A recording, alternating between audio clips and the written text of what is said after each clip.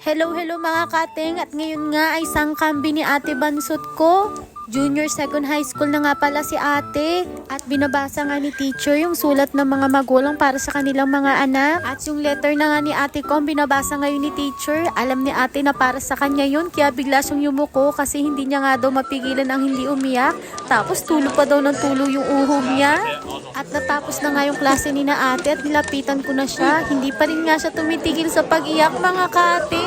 Nilapitan na nga siya dyan ng teacher niya, ng kaibigan niya, tinatanong kung okay lang ba siya. Masyadong ginaling yata ni daddy yung pagsulat sa letter niya at talagang naiyak si ate. Sinulat ni daddy sa letter na maraming salamat kay Ate Bansot dahil nag-aaral siyang maigi.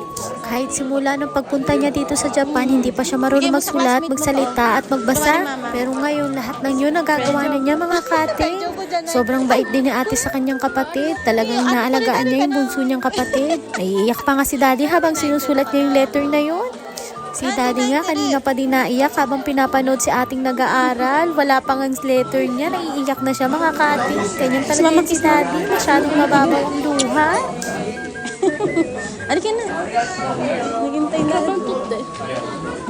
I'm 29. Kochi?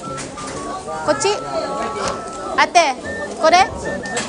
Kore desu, kore. Arigatou gozaimasu.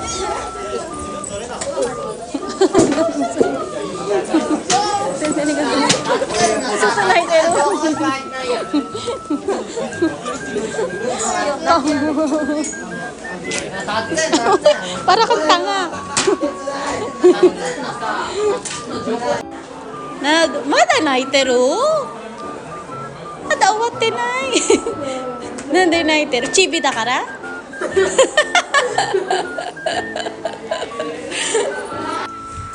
At naunang ang lumabas si daddy ng school para kunin yung sasakyan niya at makapag-park sa tapat para mabilis na kaming masundo.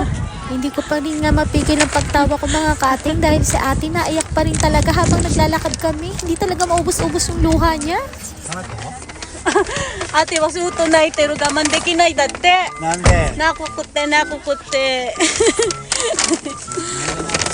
Mo anata no tegami kaite kureteru. Naiteta. Mada nako. Ha? Mada nako. Tama okashi. Mo gaman dekinai datte kore suruhan na mizu deteru na naku owaranai. Ako mo nagsunat sa talaga. Daddy, masaki naite tayo? O sige na po mga kating, sa ulitin sa aking vlog Char. Maraming salamat po pala sa mga taong sumusuporta sa akin sa mga iilan, mga 10 lang yata.